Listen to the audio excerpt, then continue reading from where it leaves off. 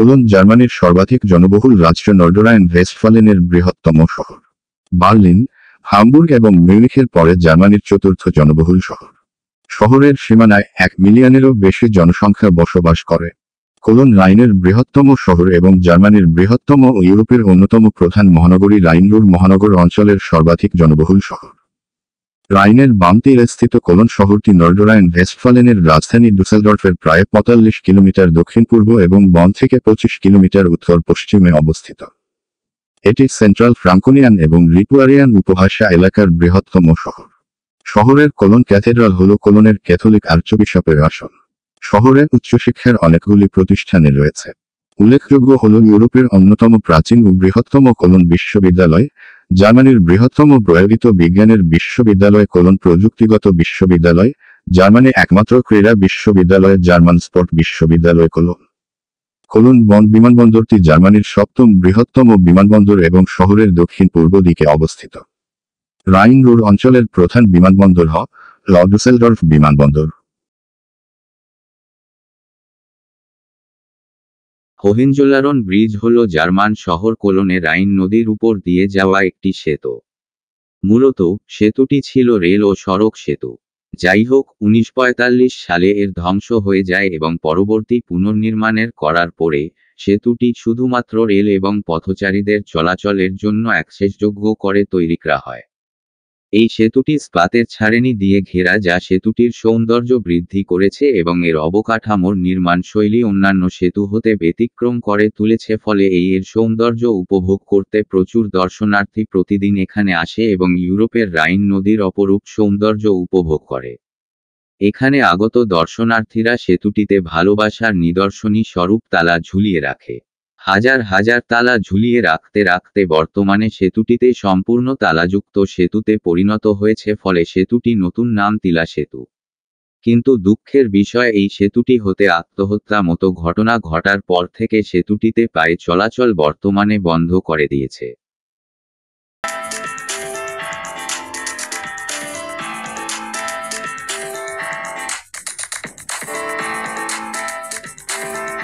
Colon rail station হল জার্মানির কোলনের কেন্দ্রীয় রেলওয়ে স্টেশন। স্টেশনটি একটি গুরুত্বপূর্ণ স্থানীয়, জাতীয় এবং আন্তর্জাতিক পরিবহন কেন্দ্র, যেখানে অনেক আইসি, ইউরোস্টার এবং ইন্টারসিটি ট্রেনের পাশাপাশি আঞ্চলিক এক্সপ্রেস, রিজিওনাল বাহন এবং স্থানীয় এস বাহন ট্রেনগুলি চলাচল করে। Koln Frankfurt high speed rail লাইনের মাধ্যমে ফ্রাঙ্কফুর্টের সাথে নিয়মিত সংযোগ রয়েছে, যা দক্ষিণ কোলনে শুরু হয়। গড়ে প্রতিদিন প্রায় 2,80,000 যাত্রী এই স্টেশনে আসেন, যা এটিকে জার্মানির 5ম ব্যস্ততম স্টেশন করে তুলেছে। এটি দেখতে অত্যন্ত সুন্দর ও আকর্ষণীয়। উপরে স্পাতের ছাউনি দিয়ে ঘেরা, চারপাশে সুসজ্জিত ও সুরক্ষা খোলা দেওয়াল রয়েছে, যা যাত্রীদের নিরাপত্তা নিশ্চিত করে। আমি এসএম কামরুজ্জামান রেলওয়ে স্টেশনটি দেখে মনমুগ্ধ হয়েছি।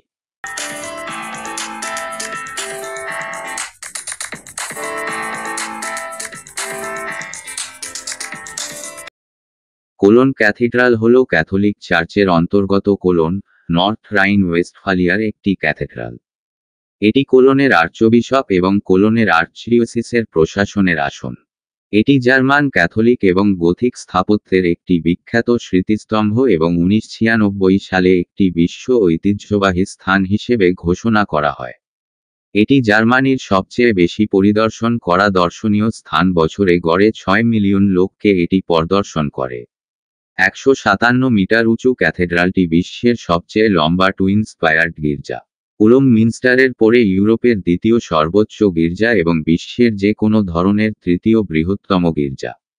আমি এসএম কামরুজ্জামান এটি ক্যাথেড্রাল পরিদর্শনে খুবই ভালো লেগেছে। কোলন ক্যাথেড্রালের নির্মাণ কাজ 1200 সালে শুরু হয়েছিল, কিন্তু 1560 সালের দিকে থেমে যায়, ফলে অসমাপ্ত রয়ে যায়। পরবর্তীতে নির্মাণ সম্পূর্ণ করার প্রচেষ্টা 1814 সালের দিকে কাজ শুরু হয়ে 1840 সালে ভবনটি তার মূল মধ্যযুগীয় পরিকল্পনায় সম্পন্ন হয়। এর দুটি বিশাল স্পিয়ারের টাওয়ারগুলি ক্যাথেড্রালটিকে বিশ্বের যে কোনো গির্জার সবচেয়ে বড় সম্মুখভাগ। কোলনের মধ্যযুগীয় নির্মাতারা 3 রাজার আবাসস্থল এবং পবিত্র রোমান সম্রাটের উপাসনার স্থান হিসাবে স্থাপন করে।